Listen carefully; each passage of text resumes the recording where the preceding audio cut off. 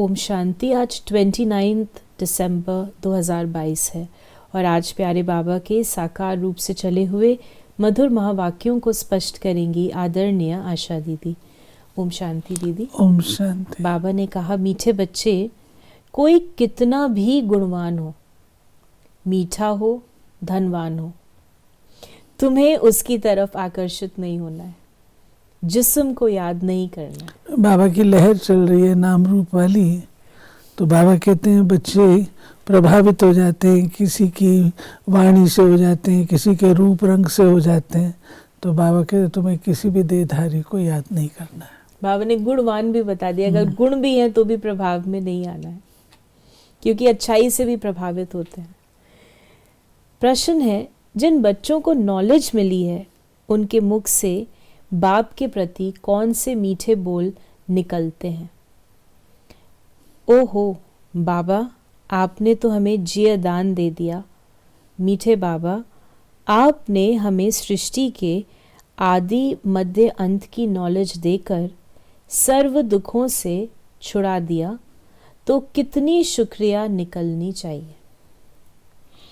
बाबा कहते हैं कि देखो तुम कहाँ पड़े थे, कितने बंधन में थे और बंधन भी जकड़े हुए थे, लेकिन मैं तुमको आकर के अडॉप्ट करता हूँ, पढ़ाता हूँ, श्रृंगारता हूँ, तो तुमको दिल से बाबा के लिए शुक्रिया करना चाहिए।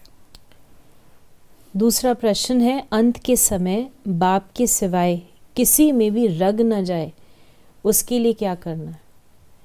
बाबा कहे, बच्चे, कोई भी चीज़ लोभ के वश अपने पास एक्स्ट्रा नहीं रखनी है। एक्स्ट्रा रखेंगे तो उसमें रग जाएगा, बाप की याद भूल जाएगी। नेचुरल है, जिस चीज़ से आपका लगाव होगा, मोह होगा, रखी हुई होगी, तो आपको जाएगा, बुद्धि तो जाएगी। गीत है धीरज धर मनुआ। बच्चों को धीरज कौन दे रहा है? बच्चों की बुद्धि झट बेहद के बाप की तरफ चली जाती है। सो भी सिर्फ इस समय ही तुम बच्चों की बुद्धि जाती है। यूं तो बेहद बाप की तरफ बहुतों की बुद्धि जाती है, परंतु उन्हों को ये मालूम ही नहीं है कि ये संगम युग है। बाप आया हुआ है, सबको एक ही बार पता तो नहीं पड़ सकता। बच्चे बाप का बने तो मालूम पड़े। फिर बाबा ने हम बच्चों को कहा कि भगवान यानी बाप फिर भगवानुवाच अर्थात पढ़ाते हैं। पढ़ाते क्या हैं वो भी तुम बच्चे समझते हो। हम बाप के सम्मुख बैठे हैं। बाबा कोई शास्त्र तो पढ़ा हुआ नहीं है, ये दादा पढ़ा हुआ है।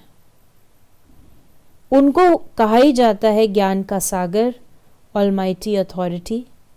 खुद भी कहते हैं, मैं सभी वेदों, शास्त्रों आदि को अच्छी रीति जानता हूँ।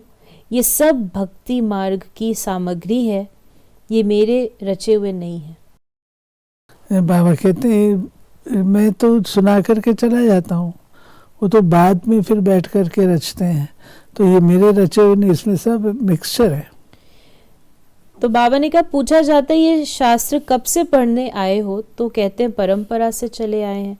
बाप कहते हैं मेरे को तो कोई पढ़ाने वाला नहीं है, ना मेरा कोई बाप है, और सब गर्भ से प्रवेश करते हैं, माता की परवरिश लेते हैं। मैं तो गर्भ में आता ही नहीं हूँ जो माता की परवरिश लूँ। फिर बाबा ने हम बच्चों को कहा कि मैं तो इस शरीर में आकर प्रवेश करता हूँ ड्रामा प्लान अनुसार, कल्प पहले माफिक। ये अक्षर और कोई नहीं जानते।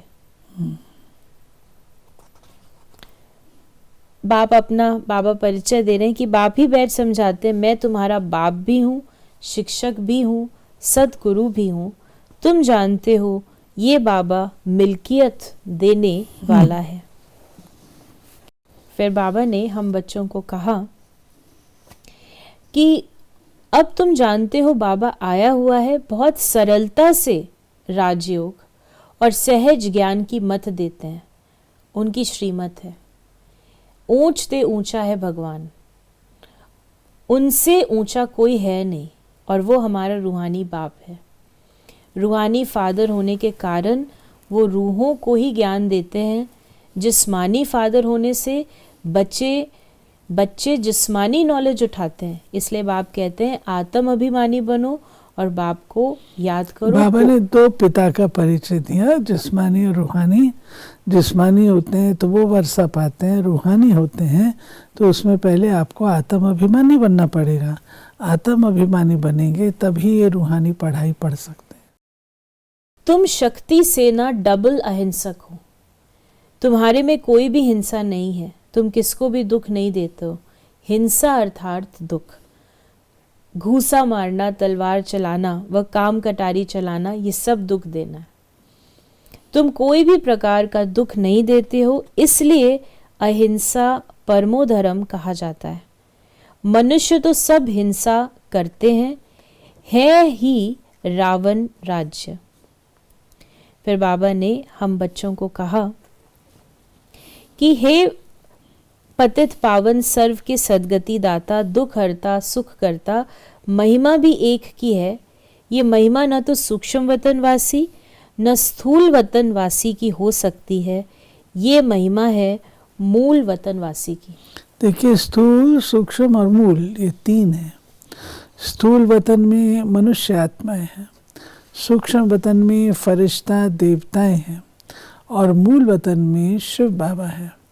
तो शिव बाबा तो मूल वतनवासी, अशरीरी, परमधाम में रहने वाला, वो जब इस सृष्टि पर आते हैं तो आकर के पतित आत्माओं को पावन बनाते हैं, उनके दुखों को हर करके सुख देते हैं। इसलिए उनको कहा जाता है पतित पावन, दुख हरता, सुख करता। ये बात ना तो सूक्ष्म देवताओं की है, सूक्ष्म देवताएं तो ये पढ़ाते ही नहीं, सिखाते ही नहीं है। और स्थूल वतन में तो देवताओं के होने का, भगवान के होने का प्रयोजन ही नहीं है। बाबा ने कहा तुम जानते हो ये बाबा बहुत प्यारा है, हमको जयदान देते हैं, दुख से छुड़ाते हैं, काल के चंबे से छुड़ाते हैं। कोई मरने से बच जाते हैं, कहते हैं डॉक्टर ने जयदान दिया, तुमको तो एक ही बार ऐसा जयदान मिलता है जो तुम कभी बीमार नहीं होंगे।